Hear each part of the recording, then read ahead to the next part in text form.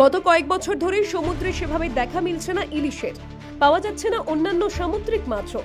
বিশেষজ্ঞদের দাবি যথেষ্ট পরিমাণে খোকা ইলিশ ধরা এবং ট্রলারের ট্রলিং জাল ব্যবহার এর অন্যতম কারণ। ফলে খোকা ইলিশ ধরা এবং ট্রলিং জাল ব্যবহারের ক্ষেত্রে এবার কড়া পদক্ষেপ নিচ্ছে Digha Shankarpur fisherman and fish traders association. ইতিমধ্যেই জারি হয়েছে বিজ্ঞপ্তি, জানানো হয়েছে এখন থেকে শুধুমাত্র স্কোয়ার সেফ জাল ব্যবহার করতে হবে। এ নিয়ে প্রশিক্ষণ শিবিরেরও আয়োজন করা হয়েছে। যখন জালটাকে স্কোয়ার ম্যাশ করছি তখন কি জালটা ফাঁক রয়েছে, মানে ছোটো মাছগুলো বেরিয়ে যাচ্ছে, জালের ওপর চাপ কম পড়ছে, জলটা বেশি কাটছে এবং সঙ্গে সঙ্গে কী হচ্ছে ইঞ্জিনের ওপর চাপ কম পড়ছে। ইঞ্জিনের ওপর চাপ কম পড়া মানে কি, যে তেলের সাশ্রয় হবে। কারণ যে আরপিএমে যে রেভলিউশন পার মিনিটে ওরা বোটটা অপারেট করছে আর জন্য তেল পুড়ছে, সেটা কম করতে হচ্ছে, যেহেতু জালটা কম আটকাচ্ছে। এবং আরও একটা বড় সুবিধা হচ্ছে, যেহেতু বর্জ্য বা ছোটো মাছগুলো ঢুকছে না, বেরিয়ে যাচ্ছে, তার জন্য কি হচ্ছে যে যেগুলো আমাদের কমার্শিয়ালি ইম্পর্টেন্ট মাছ, টার্গেট স্পিসিস, সেগুলো ঢুকতে পারছে। এবং এর ফলে যে মাছটা পাওয়া যাচ্ছে এটা বাছাই মাছ হচ্ছে, সেই মাছটা অনেক আই অ্যাপেলিং হচ্ছে, তার এক্সপোর্ট ভ্যালু বাড়ছে। এবং এর সঙ্গে সঙ্গে মৎস্যজীবী যারা বোটের মালিক রয়েছে তাদের ক্ষেত্রে ঘন্টা পিছু প্রায় 1.5 থেকে 2 লিটার করে তেলের সাশ্রয় হচ্ছে। এই স্কোয়ার গার্ডেনে কিন্তু আপনার ছোটো মাছটা কিন্তু পুরোপুরিভাবে যতটা মানে অ্যাটলিস্ট 10 to 15% ছোটো মাছ কিন্তু বেরিয়ে যাচ্ছে।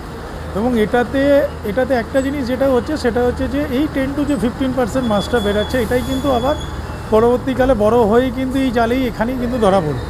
তো সেই কারণে এটা প্রথমে এমপেটা আমাদেরকে রিকোয়েস্ট করেছিল এই ব্যাপারটাকে নিয়ে, এবং আমরা তাদের সাই দিয়েছিলাম। এবং আমাদের কোম্পানির ম্যানেজমেন্ট এবং কোম্পানির ফ্যাক্টরি যারা আছেন R&D টিম, তারা এটাকে রিসার্চ করে তারপরে এই স্কোয়ার গার্ডেনটাকে বার করে এখানে দেওয়া হয়েছে।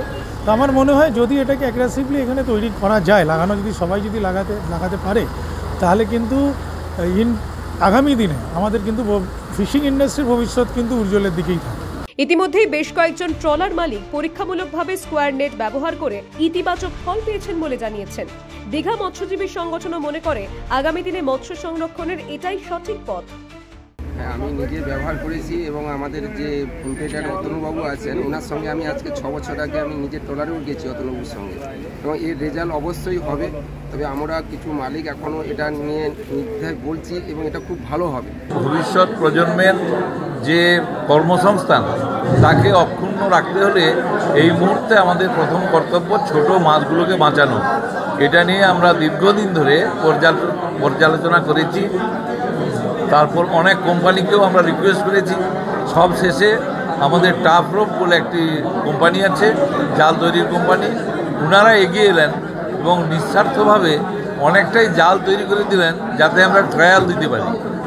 তো সেই ট্রায়াল বেসিস আমরা চালানোর পরে আমরা দেখলাম ওটাতে আমরা সাকসেসফুল হচ্ছি। দুটো সরকারের কাছে আমাদের প্রস্তাব রাখি যে এই ধরনের প্রকল্পে আমরা সাকসেসফুল হয়েছি, এতে আমাদের ভবিষ্যৎ প্রজন্ম নিশ্চিত হবে, মাছের উৎপাদন বাড়বে, তাহলে সরকার এটাকে নিশ্চয়ই আইনি স্বীকৃতি দেবেন। ইতিমধ্যেই ওড়িশা সহ উপকূলের বেশ কয়েকটি জায়গায় এই স্কোয়ার জাল ব্যবহার করা শুরু হয়েছে। Bureau report, the world news.